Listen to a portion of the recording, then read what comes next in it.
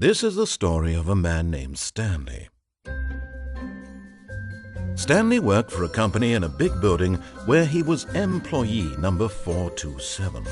Employee number 427's job was simple.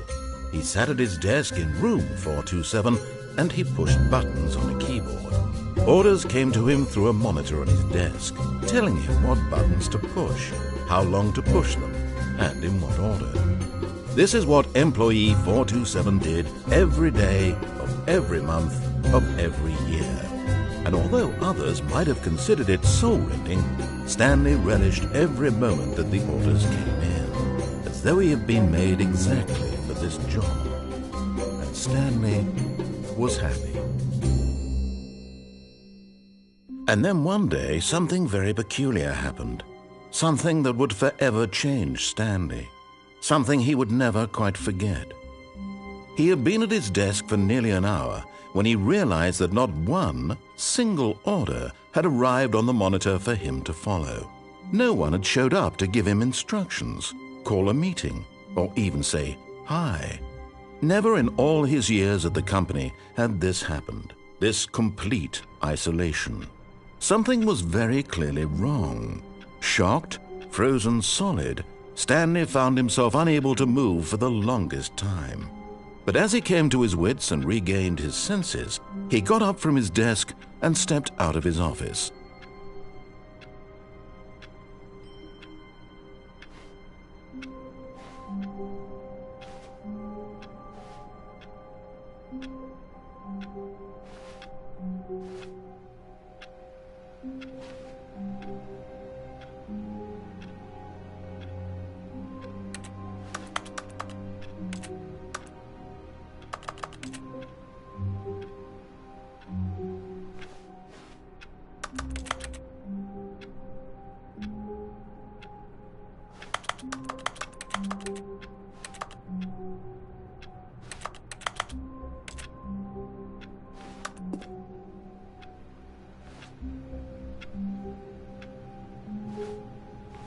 All of his co-workers were gone. What could it mean? Stanley decided to go to the meeting room. Perhaps he had simply missed a memo. Oh, please. Are you really just doing this for the trophy? Click a door 5 times? Is that all you think a trophy is worth? No. I can't just give these merits away for such little effort. A measly 5 clicks? Now, suppose you were to click the door 20 times. I would say that's the kind of effort that warrants recognition.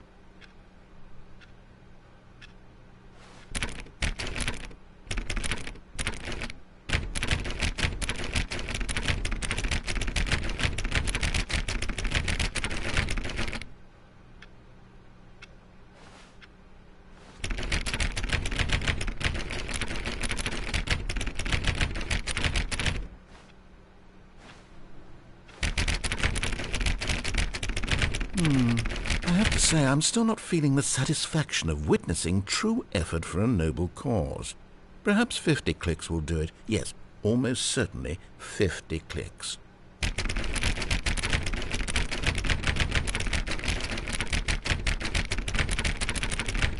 No, I'm still not feeling it. I want this trophy to have meant something. It has to be a true reward for valiant effort. I want to see some hustle, Stanley. I want to see commitment, a willingness to go all the way no matter the cost. Why don't you go put 20 clicks into door number 417?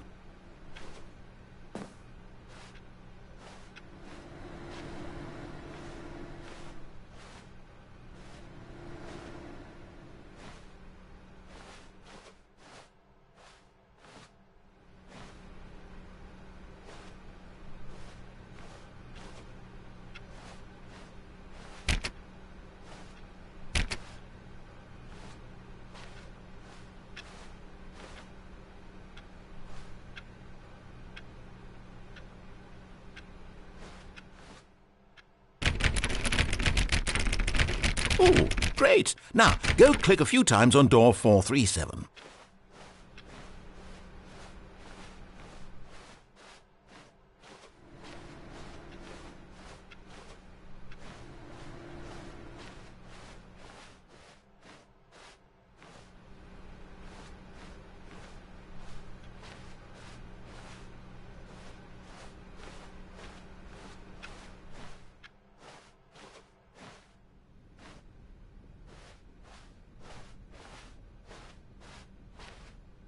When Stanley came to a set of 2 open doors, he entered the door on his left.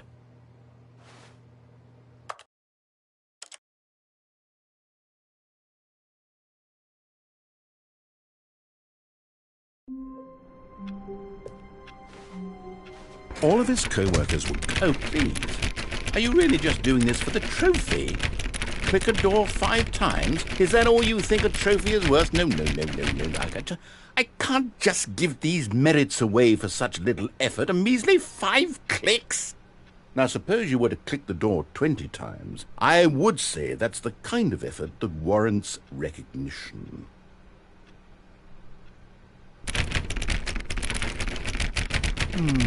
I have to say, I'm still not feeling the satisfaction of witnessing true effort for a noble cause. Perhaps 50 clicks will do it. Yes, almost certainly 50 clicks.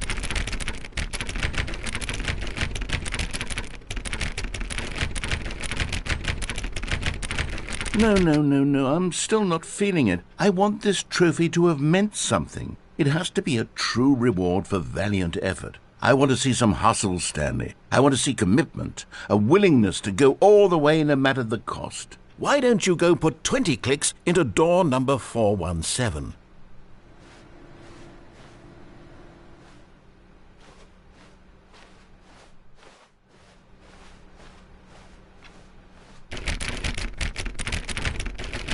Oh, great. Now, go click a few times on door 437.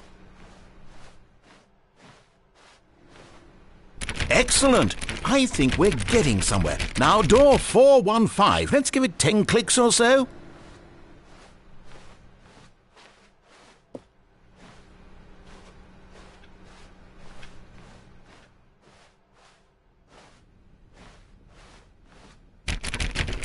Now, back to door number 437.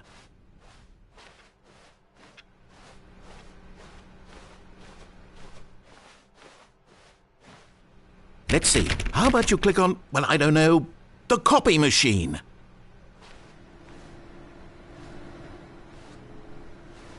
All right, back to room 417. I'm really feeling it now. I think we're getting somewhere.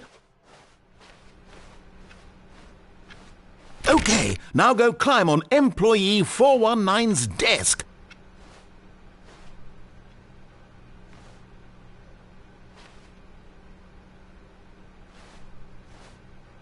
Yes! This is great! You're putting it all on the line, Stanley. I like that. All right, let's keep it up. Go give me a few clicks on door 416.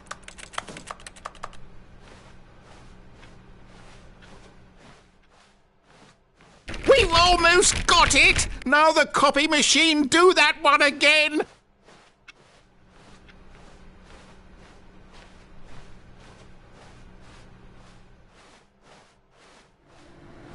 Finish it off, Stanley! 5 clicks on door 430!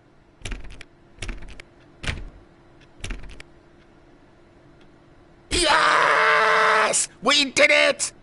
Oh, wow. That felt amazing. Oh, you really earned it, Stanley. Nothing could hold you back. Yes, I'm very proud of how far we've come today.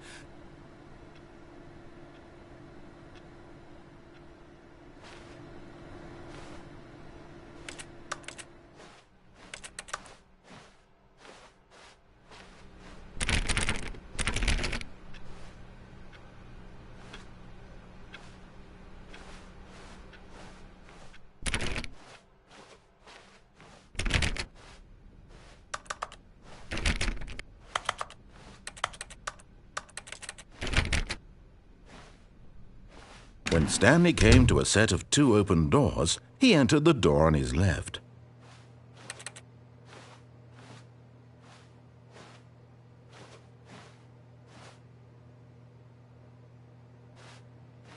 This was not the correct way to the meeting room, and Stanley knew it perfectly well.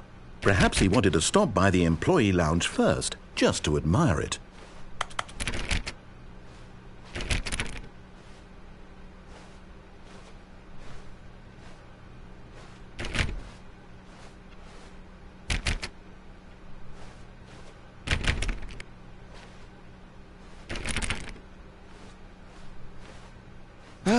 Yes, truly a room worth admiring.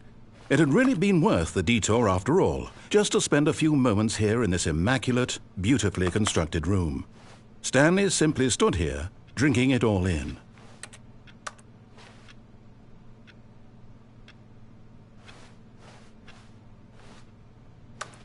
Yes, really, really worth it being here in the room. A room so utterly captivating that even though all your co-workers have mysteriously vanished, here you sit looking at these chairs and some paintings. Really worth it.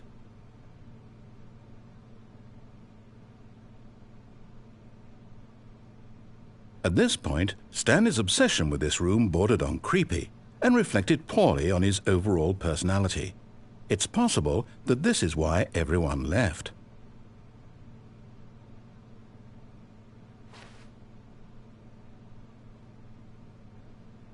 Stanley sat around waiting for more dialogue, but when a long time had passed and there was no more, he decided that the game was trying to send him a message.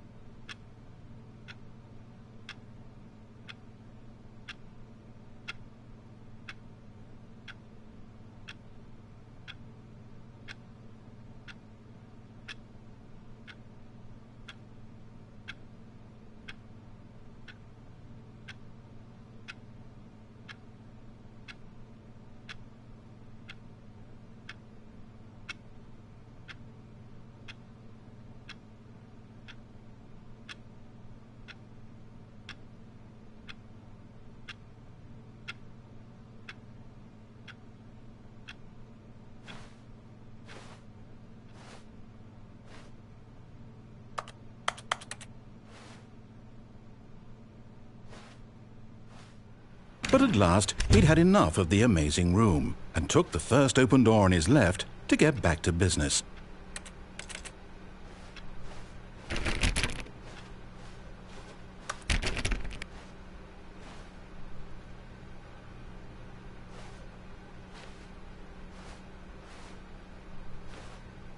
Stanley was so bad at following directions, it's incredible he wasn't fired years ago.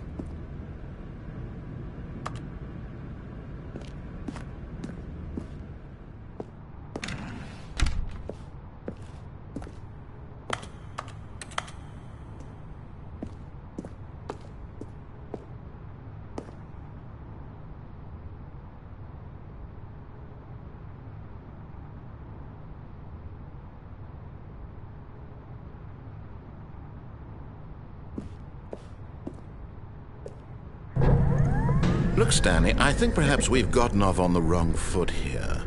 I'm not your enemy, really, I'm not. I realize that investing your trust in someone else can be difficult, but the fact is that the story has been about nothing but you all this time. There's someone you've been neglecting, Stanley.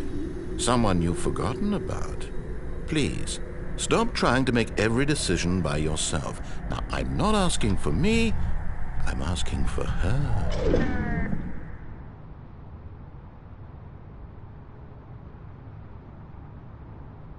This is it, Stanley. Your chance to redeem yourself, to put your work aside, to let her back into your life. She's been waiting.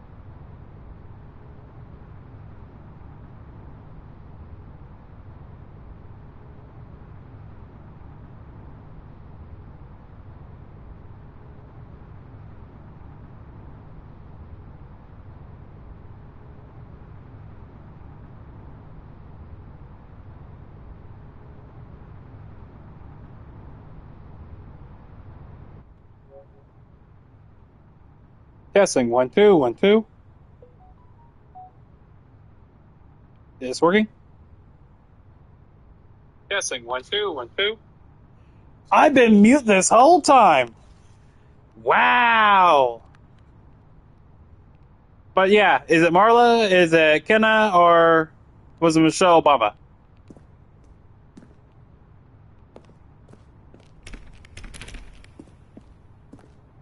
All right, let's try this again.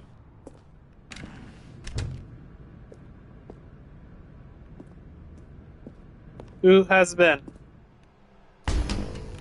Whoa. That's her, Stanley. You need to be the one to do this, to reach out to her. If you can truly place your faith in another, then pick up the phone.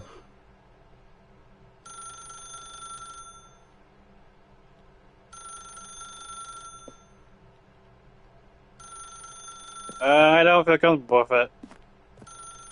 As Stanley picked up the phone, a white light engulfed him, filling him not just with radiance, but with hope. Hope for a life reunited one... Wait. Oh, goodness. Stanley, did you just unplug the phone? No, that wasn't supposed to be a choice. How did you do that? You actually chose incorrectly? I didn't even know that was possible. Let me double check. I'm sorry. No, it's definitely here, clear as day. Stanley picks up the phone. He's taken to his apartment where he finds his wife, and the two pledge themselves to one another. Music comes in, fade to white, roll credits. Not picking up the phone is actually somehow an incorrect course of action. How is that even possible? None of these decisions were supposed to mean anything. I don't understand. How on earth are you making meaningful choices? What did you... Wait a second. Did I just see... No, that's not possible. I can't believe it. How had I not noticed it sooner? You're not Stanley. You're a real person. I can't believe I was so mistaken. This is why you've been able to make correct and incorrect choices. And to think I've been letting you run around in this game for so long. If you'd made any more wrong choices, you might have negated it entirely. It's as though you completely ignored even the most basic safety protocol for real-world decision-making. Or did you not grasp the severity of the situation? Well, I won't have that kind of risk on my watch. I'm going to stop the game for a moment so we can educate you properly on safe decision-making in the real world. Please observe this helpful instructional video. Okay, what? Oh. Choice. It's the best part of being a real person.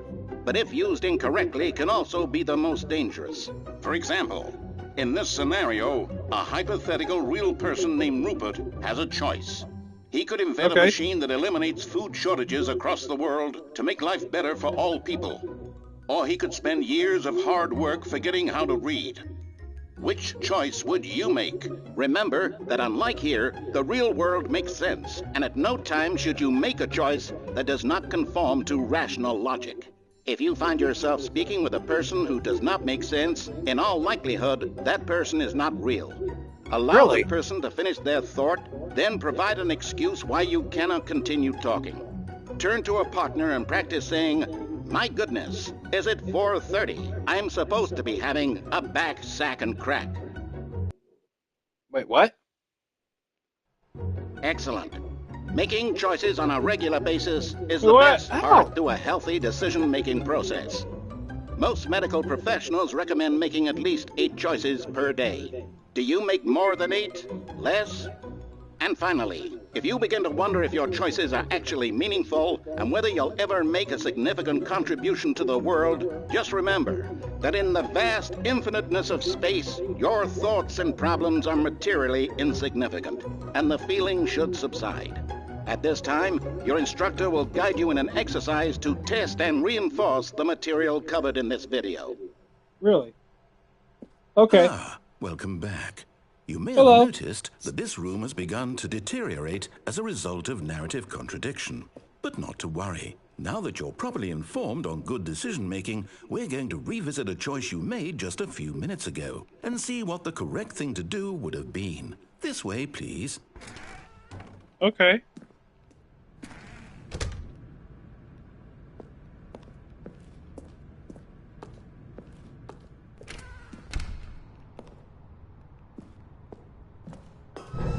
Now that we know your choices are meaningful, we can't have you jumping off the platform and dying. Imagine the main character dying senselessly halfway through the story. That story would make no sense at all. Well, I'm not going to do it. Home as soon as possible before the narrative contradiction gets any worse. Unfortunately, it seems this place is not well equipped to deal with reality. Okay. Well, thanks for letting me know. Wait. When did they get railings? Well, that was a good thing, but I wasn't going to kill myself.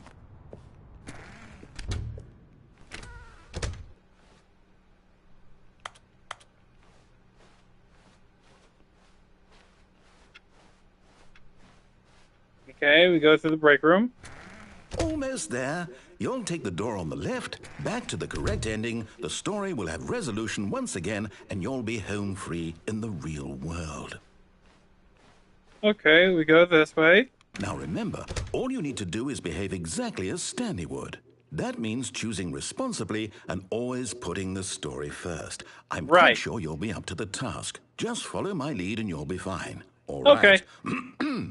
When Stanley came to a set of 2 open doors, he entered the door on his left.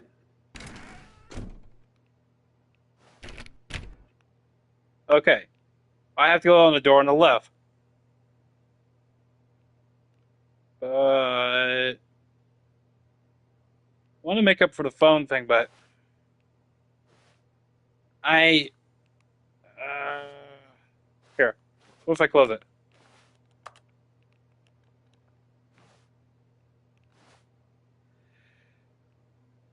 Oh, I really want to go. I want to follow the narrative, but I want to. Will something bad happen if I don't listen?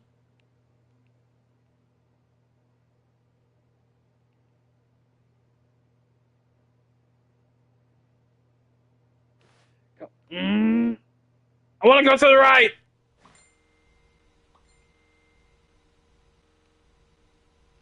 No! Why did you do that? Quickly, hurry back in the other direction. Perhaps we're not too late.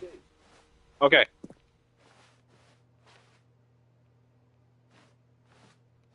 Wait, hold on.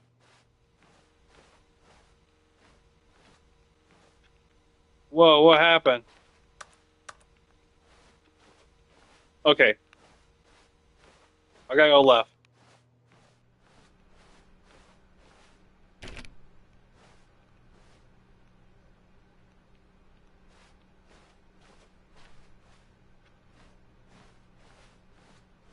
Oh, it's ruined. I can't believe, after everything we talked about, that my story, you've destroyed my work. Why? For what? What did you get out of that? What did you think was so special about seeing the game undone, left here like so much garbage? It's worthless now. And what am I supposed to do? Even if there were a way to continue, would it be worth it?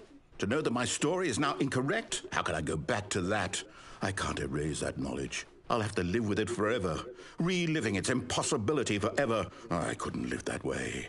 Is it better to shut the game down entirely? To willingly destroy all of my work? I don't know. What's the answer? What do I do? What do I do? What do I... No, I have to. I have to shut the game down. I have to. I have to. Oh, shit! Oh, crap.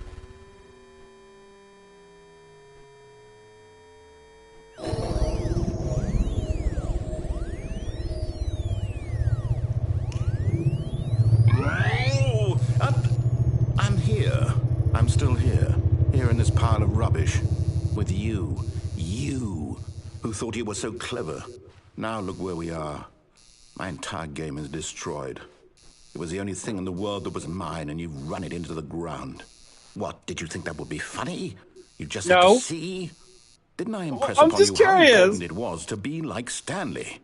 He actually knows how to do what I tell him to. He understands that if I say to do something, there's a damn good reason for it. Oh, God, That thought hadn't even occurred to you, had it? That there's fuck you! If we're gonna cuss. You're a child. And you're a bitch. Oh, my story. Fuck your story. If you'd just gone through the door on the left, you would have seen it. There was a whole underground facility. You would have destroyed it and been victorious. Well, you should have told me that. Perfect. I worked so hard on it. I tried so hard to make What? behave exactly as Stanley would. That means choosing responsibly and always putting the story first. I'm quite sure you'll be up to the task. Just follow my lead and you'll be fine. All right. When Stanley came to a set of 2 open doors, he entered the door on his left. Wait. Are we good now? Okay, I'm sorry. I'll go on the left.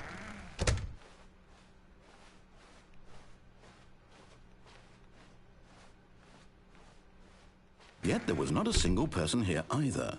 Feeling a wave of disbelief, Stanley decided to go up to his boss's office, hoping he might find an answer there.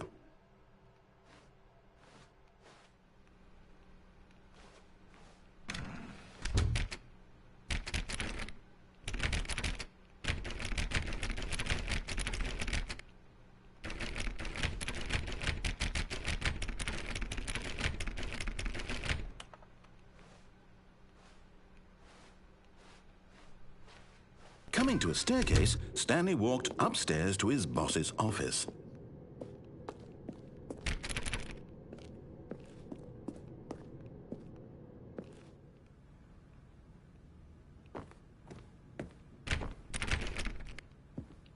Okay, I'm scared.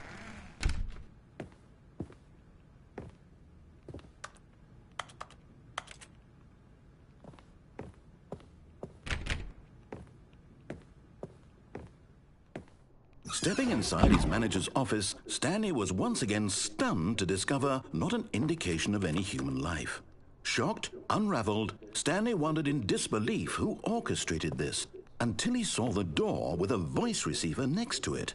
Surely behind this door lay all the answers to his questions. And beyond all probability, he knew the passcode. He had seen it on his boss's computer just last week. Night Shark 115. Was this the code to open the door? Would it still work? There was only one way to find out. Stanley had been trained never to speak up, but now he would draw from within himself the courage to face the unknown. He drew a sharp breath and then spoke the code.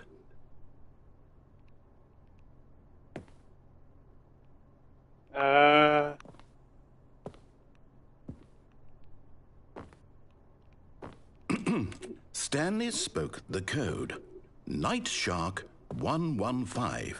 He spoke it into the receiver, right there on the wall.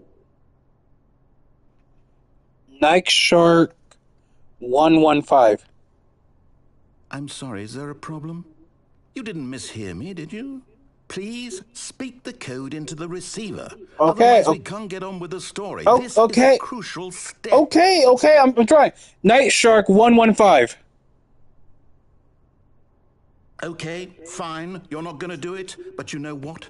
It's pretty humiliating to bring you this far, only for you to suddenly decide you have better things to do. I asked you for this one single thing, for your respect.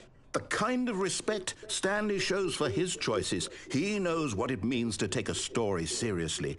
If you didn't want to see what I had to show you, then why did you come here? You had a choice, you know. You could have gone through the door on the right. You could have done whatever the hell you wanted over there. Why did you come this way? Speak. Say something to me. Explain yourself, you coward. You... Fuck you. When Stanley came to a set of 2 open doors, he entered the door on his left. Stanley? Hello? Are you... Is everything okay? Stanley, please. I need you to make a choice. I need you to walk through the door. Are you listening to me? Can you hear me? Is everything all right? Stanley, this is important. The story needs you. It needs you to make a decision. It cannot exist without you. Do you understand me? Whatever choice you make is just fine. They're both correct. You cannot be wrong here. We can work together. I'll accept whatever you do. I simply need you to take that step forward, please. Choose? Do something? Anything?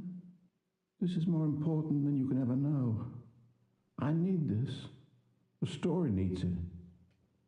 So, you hear me? Are you there? Are you listening to this? Stanley, are you there? Okay. It's okay, I can wait. You need time to decide. Time to make sure your choice is correct. That is the best choice. That's all right. I'll wait for you to decide what's the right thing to do. Take as much time as you need.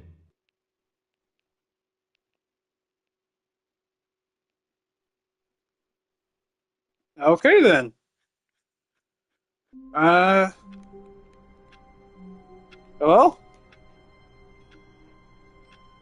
So did I win or did I lose? What type of ending was that? Either way, I was not ready. That caught me off way guard. All right, let's see. All of his co-workers were gone. What could it mean? Stanley decided to go to the meeting room. Perhaps he had simply missed a memo. Okay.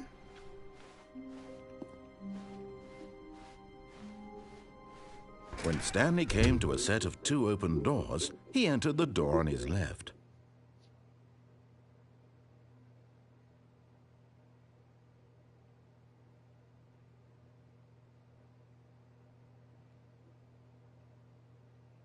So what happens if I just stand here?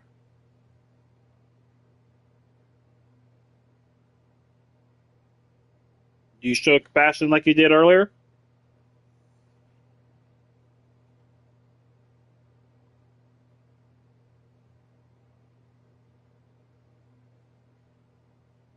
You know what? Just to spite you, I'm going to go ahead. This was not the correct way to the meeting room. Shut up. And Stanley knew it perfectly well. Shut the fuck Perhaps up. he wanted to stop by the employee lounge first, just to admire it. You shut up. Wow. Yes, this room. But eager to get back to business, Stanley took the first open door on his left. Nope. Go fuck yourself. Stanley was so bad at following directions, it's incredible he wasn't fired years ago. Here. But in his eagerness to prove that he is in control of the story and no one gets to tell him what to do, Stanley leapt from the platform and plunged to his death. Good job, Stanley. Everyone thinks you are very powerful. Yep. I'll do it again. All of his co-workers were gone. What could it mean? Stanley decided to go to the meeting room. Perhaps he had simply missed a memo.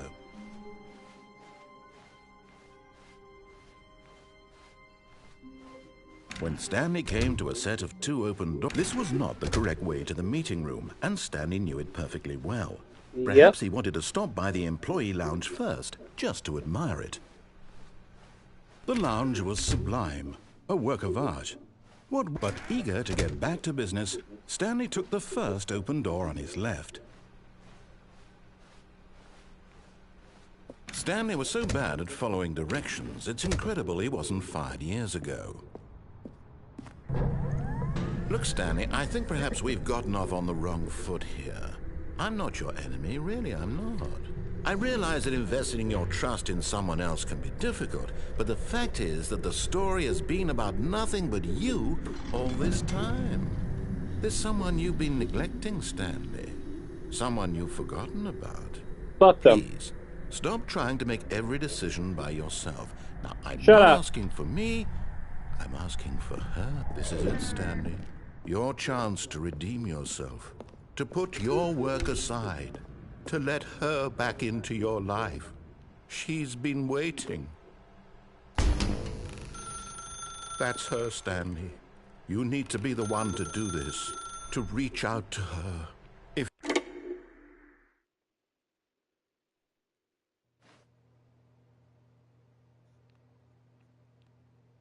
What the hell? Stanley, is that you? Hold on, sweetie. Sorry to keep you waiting. I'm just pulling the bread out of the oven. All right. Okay, there we go. All right, now, I want you to come in and tell me all about your day. Gotcha! Oh, come on. Did you actually think you had a loving wife who'd want to commit their life to you? I'm trying to make a point here, Stanley. I'm trying to get you to see something. Come inside. Let me show you what's really going on here. No, go fuck yourself. Sorry, but you're in my story now. What? Hell no. You know, here, I'm going this way. You know, you're a dick.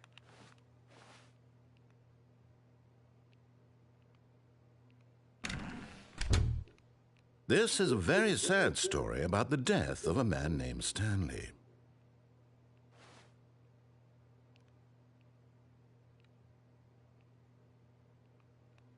Stanley is quite a boring fellow. He has a job that demands nothing of him, and every button that he pushes is a reminder of the inconsequential nature of his existence.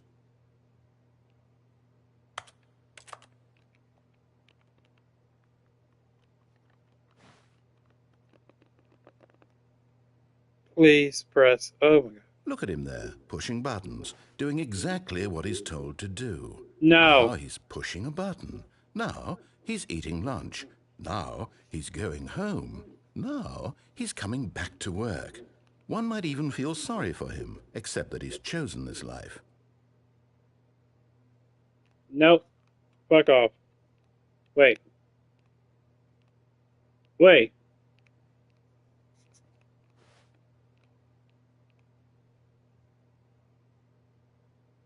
Where's the couch?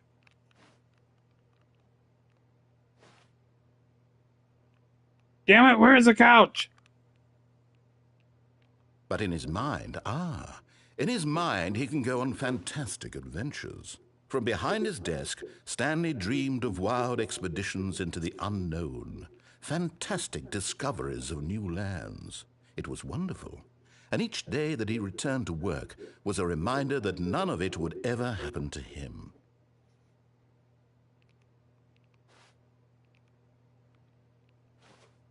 And so he began to fantasize about his own job. First, he imagined that one day while at work, he stepped up from his desk to realize that all of his co-workers, his boss, everyone in the building had suddenly vanished off the face of the earth. The thought excited him terribly.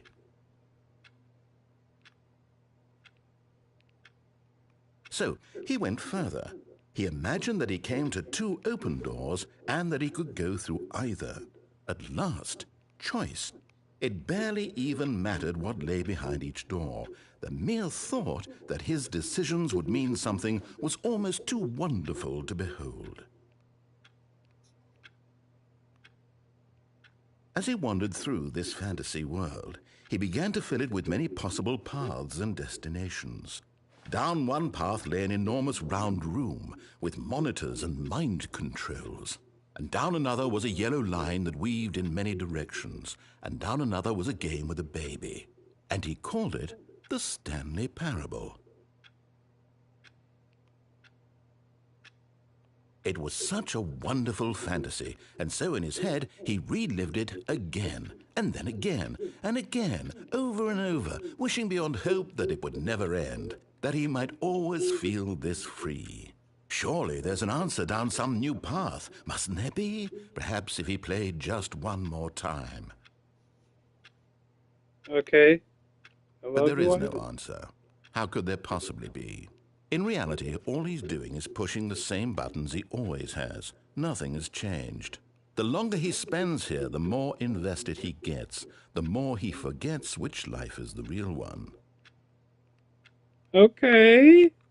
And I'm trying to tell him this, that in this world he can never be anything but an observer, that as long as he remains here, he's slowly killing himself. But he won't listen to me. He won't stop. Here, watch this. Stanley, the next time the screen asks you to push a button, do not do it.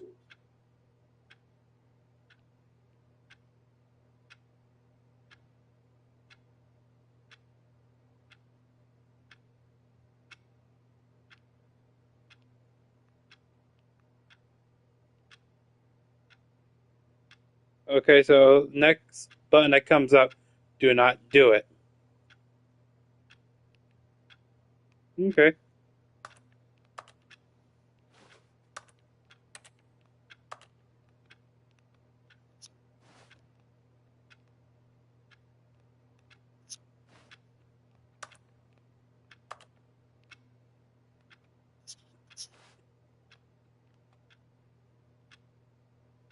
So, how's everyone's night going? I'm just dealing with an asshole machine that literally is dictating my life.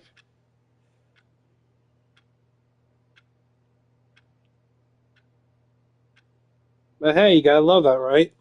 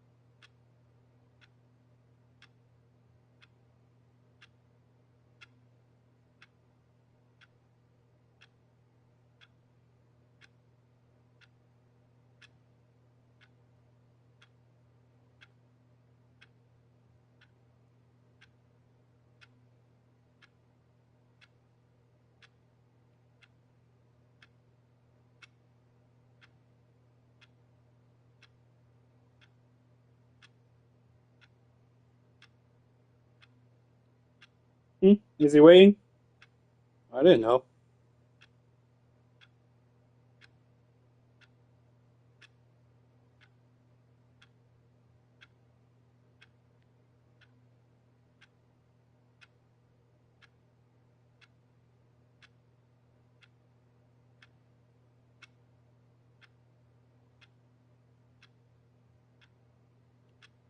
Okay, let me get this straight.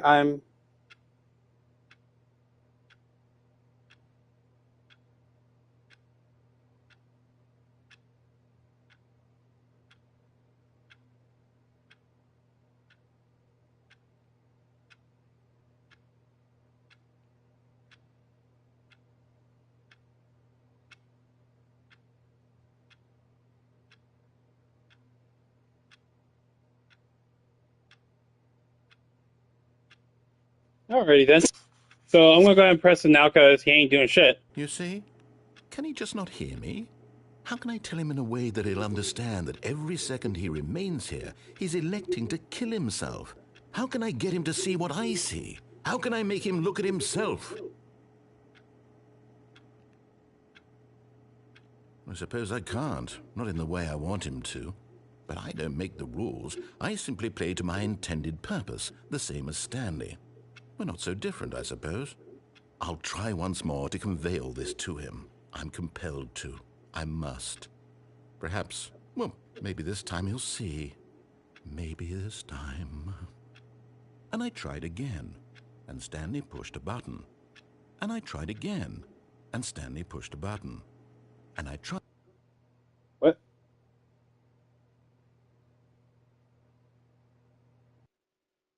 Okay, the game starts.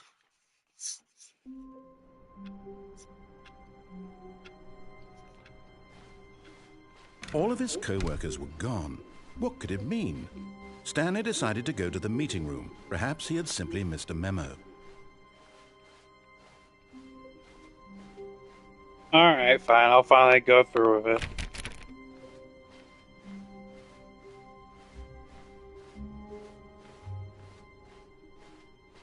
When Stanley came to a set of 2 open doors, he entered the door on his left.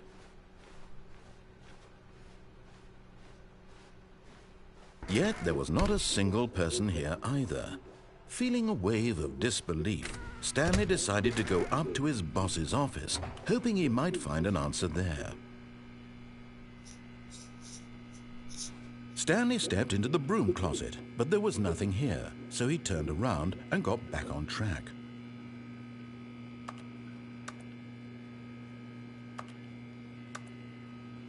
There was nothing here. No choice to make, no path to follow, just an empty broom closet. No reason to still be here.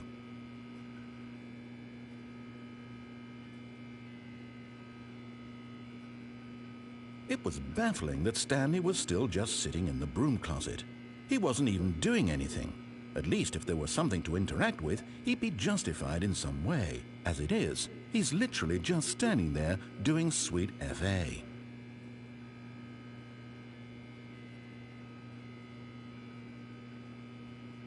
Are you really still in the broom closet? Standing around doing nothing? Why? Yes.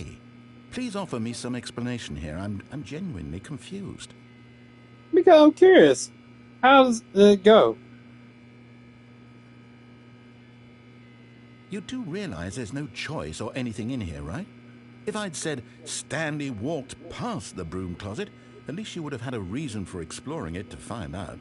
But it didn't even occur to me because literally this closet is of absolutely no significance to the story whatsoever. I never would have thought to mention it. Right. But think about closet. Maybe to you this is somehow its own branching path.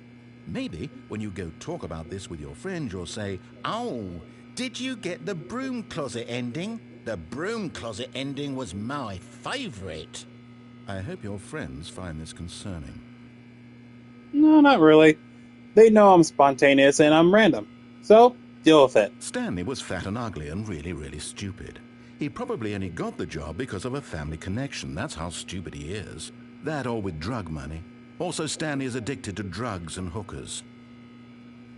And the narrator is a dumbass bitch who basically couldn't afford a good education. Well, I've come to a very definite conclusion about what's going on right now. You're dead. You got to this broom closet, explored it a bit, and were just about to leave because there's nothing here, when a physical malady of some sort shut down your central nervous system and you collapsed in front of your screen. Well, in a situation like this, the responsible thing is to alert someone nearby so as to ensure that your body is taken care of before it begins to decompose. Hello? Anyone who happens to be nearby? The person at this computer is dead. They have fallen prey to any number of your countless human physiological vulnerabilities. It's indicative of the long-term sustainability of your species. Please remove their corpse from the area and instruct another human to take their place, making sure they understand basic first-person video game mechanics and filling them in on the history of narrative tropes in video gaming, so that the irony and insightful commentary of this game is not lost on them. All right, when you've done that, just step out into the hallway. Yeah, fuck you. You're a sad machine that could not get a proper education, so instead of being an AI built up, you're just an AI from top to bottom. Whatever is planted inside of you is all you know. So, smart up, learn about the life, and quit being a whiny bitch. Deal with it. You are the game. I am the player. I do dumb shit. You compute. Beep, bop, beep, boop. Fuck you.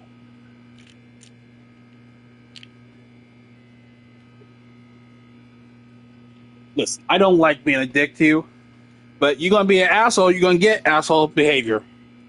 You're going to be nice and you're going to talk and have to make the game fun. You're going to get a good player. Quit being an asshole. This with a paid sponsorship by your truly bitch.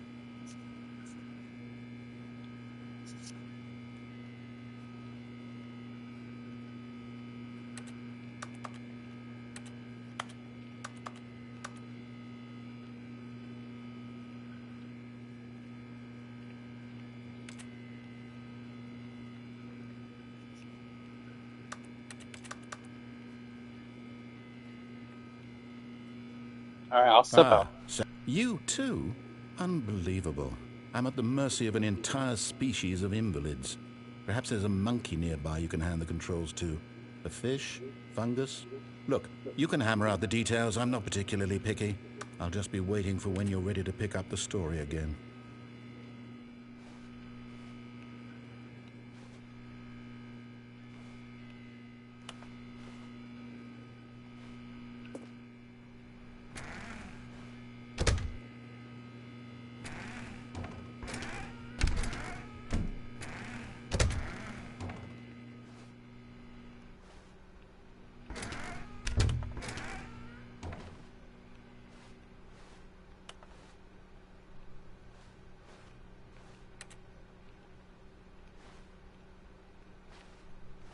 Coming to a staircase, Stanley walked upstairs to his boss's office.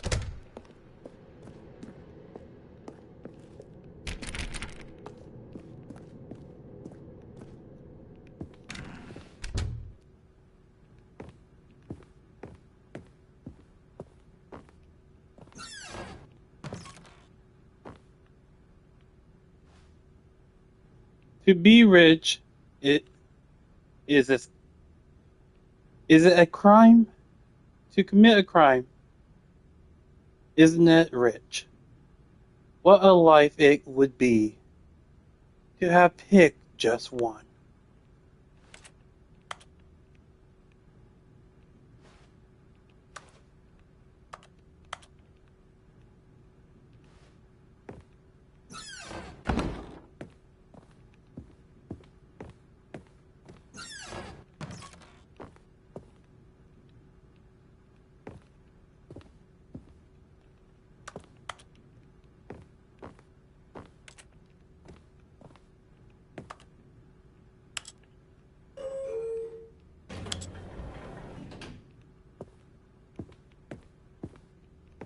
No, I'm gonna go higher.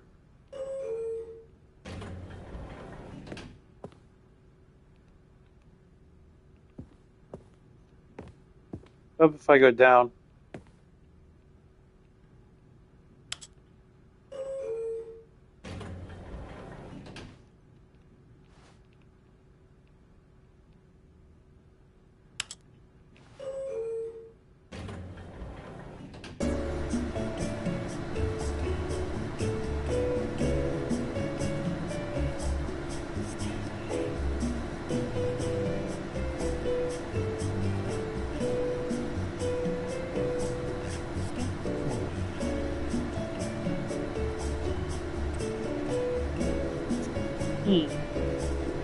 Not bad music.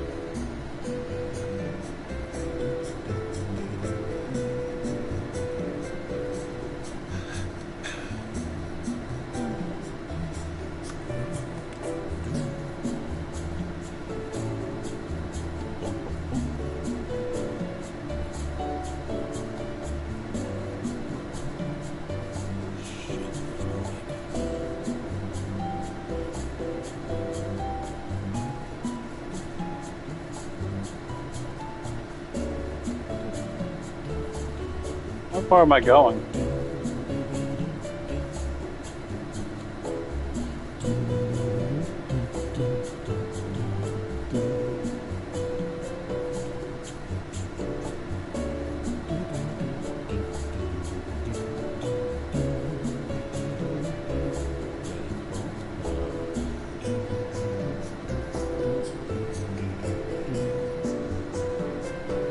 Okay, Jeez, hold on. I'm about to see how long I've been going through this. Where's the stream?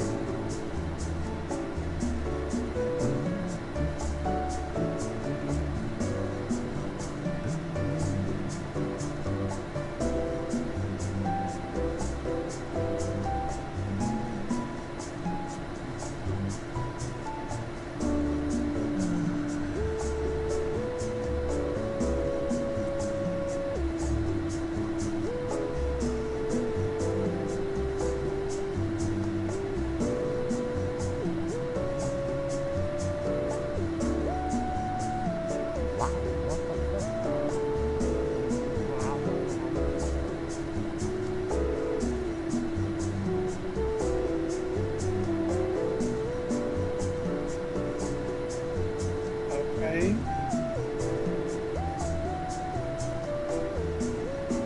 Is this it?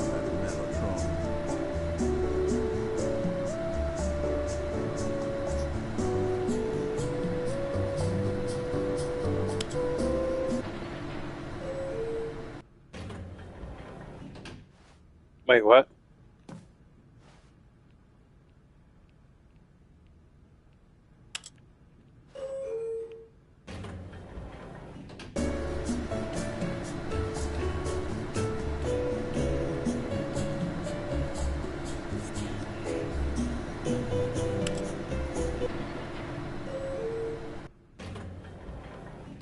Oh, so it's just a fuck with you. I really thought I was going somewhere. Stepping into his manager's office, Stanley was once again stunned to discover not an indication of any human life. Shocked, unraveled, Stanley wondered in disbelief who orchestrated this. What dark secret was being held from him?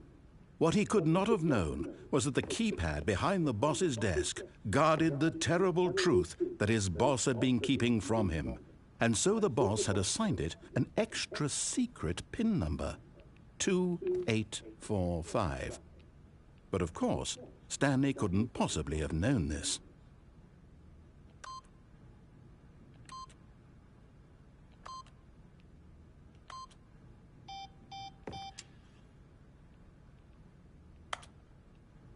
Stanley just sat around twiddling his thumbs. Trying to input anything on the device was useless, since he could never possibly know that the combination was 2845.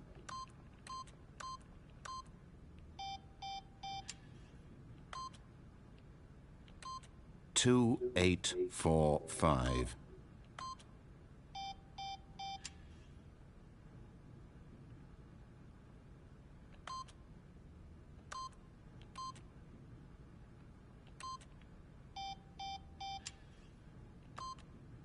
Forgot, but it turns out that the panel's emergency override kicked in, and the door just opened all by itself, and Stanley got the hell along with the story. Well, whoop-de-doo. What?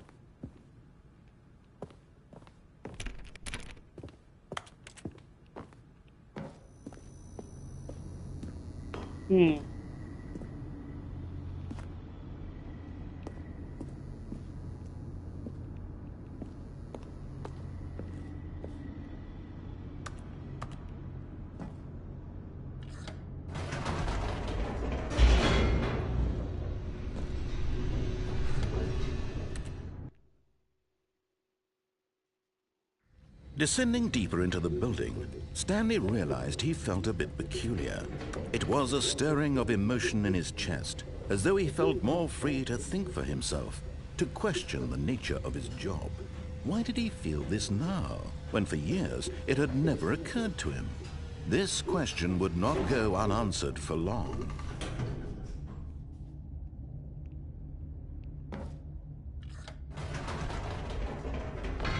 Whoops, nope, never mind. Stanley actually got back into the elevator and went back up. Silly me.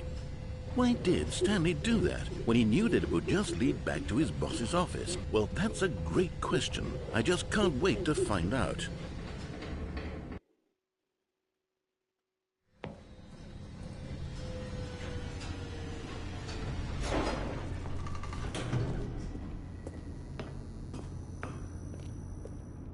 Here we are, Stanley. It's your boss's office. Exactly the way it was before you got onto the elevator.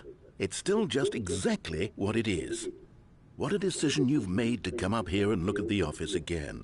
This has fleshed out the plot of the story in new and fascinating ways I could have never anticipated. It's that keen eye for storytelling that you have, an incisive rapid fire of critical plot points, one after the other, weaving a rich tapestry of uncompromising narrative. Wow! I'm bolted to the edge of my seat. 2825. Was it 2845 or 2825?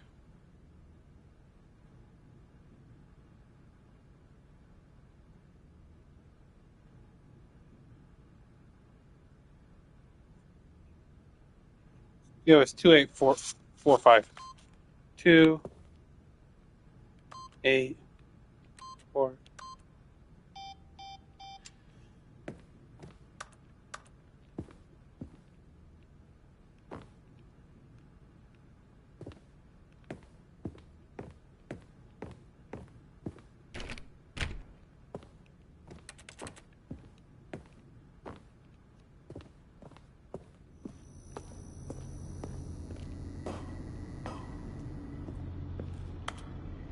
Incredible.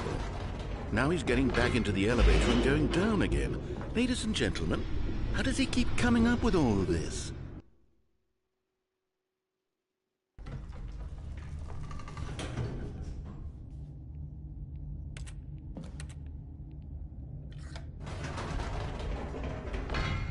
Did you think we were going to go forward down the spooky corridor? No. It's time once again to go back up in the elevator. I can't even begin to grapple with what might be up there. Is it the boss's office again? Or what if it's the boss's office this time? The suspense is killing me. Yeah, let's find out.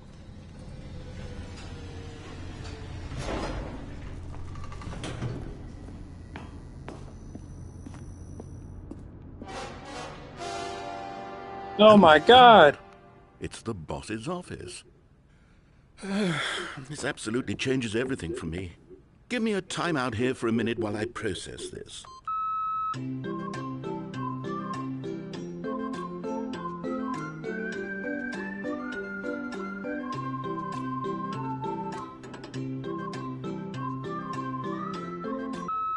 Okay, I'm ready. I'm prepared to embrace this stunning revelation and to move forward with... No! No, wait! No! I need more time to process. Okay. Take your time.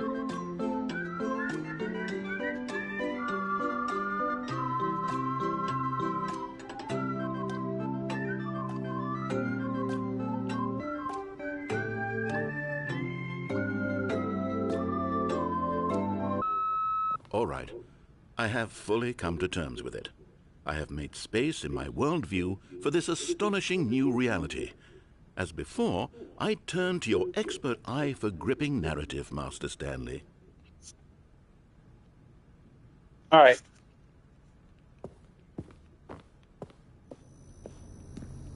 Let's go ahead and go down. Of course. Going back down in the elevator. How did I not anticipate it? I mean, sure, now it's obvious, but you have to understand that 30 seconds ago, this kind of thing had never been attempted before. I had no frame of reference to even anticipate it. That's just how revelatory Stanley's decision-making is. A breath of fresh air in a landscape of storytelling that has grown stale and repetitive.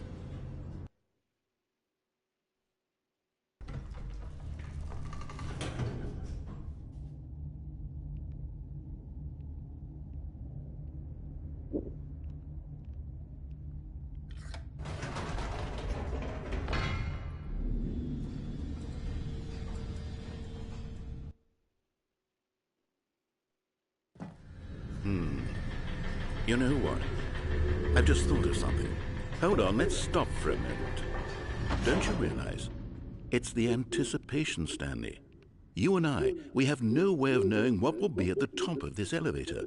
But the suspense, the agony of waiting and anticipating and having to guess, that's the real thrill. Oh, I simply don't want to let that feeling go. It's so precious, so fleeting.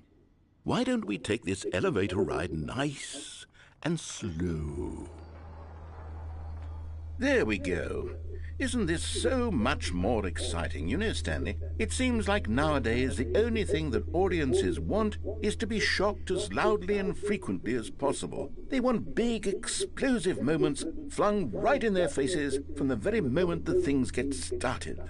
But where's the tension? Where's the trust in the audience to build a slow and nuanced appreciation for the story, the characters?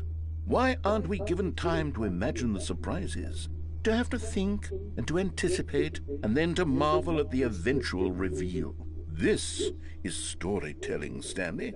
What you and I are doing right now. This is the most exciting narrative to be developed in years.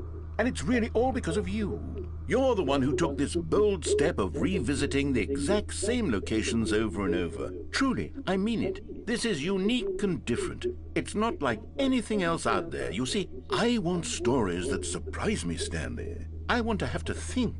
I want to be engaged and not pandered to. We're being fed such unimaginative drivel all the time, and we all know it, which is why we're so starved for content that makes us feel sharp and vital and alive.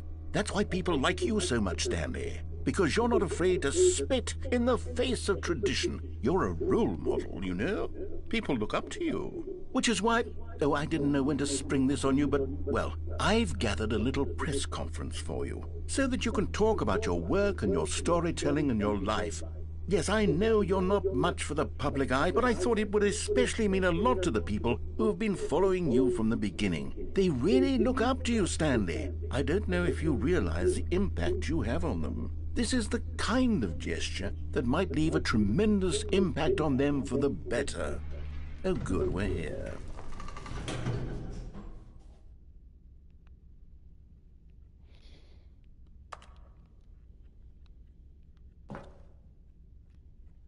Alright. So what do you want me to do? Okay, the room where we're holding the press conference should be just around the corner here somewhere.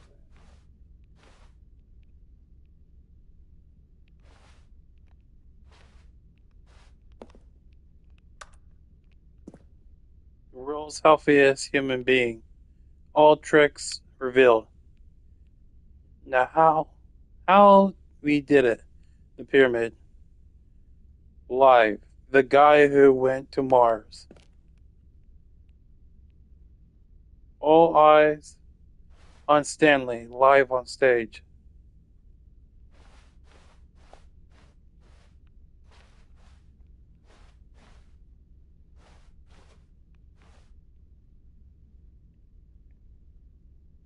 An evening with world peace, baby. Ah, yes, here it is, just through this door.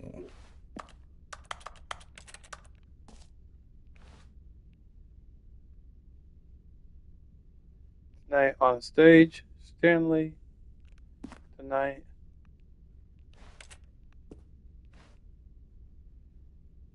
A Q&A with world's first sentient machine.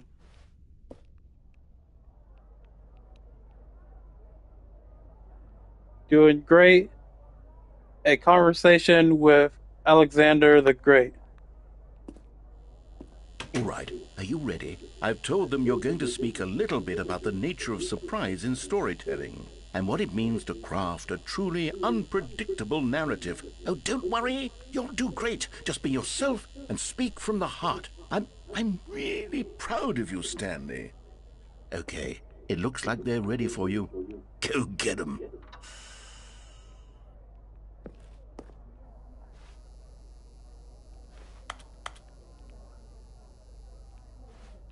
Alrighty. Let's see how this goes.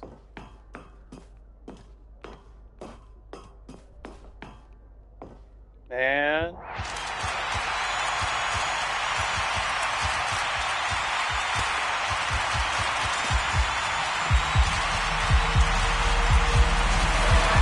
down then up, down then up, and then down.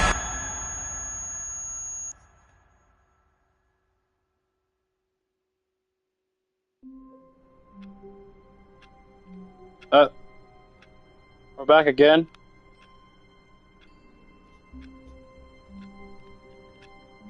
Well, we'll have to get back to this later on. Thank you guys for watching. If you did like the video, remember to hit the like button and comment down below for possible future of this. And I'll catch you guys next time. Have a good night.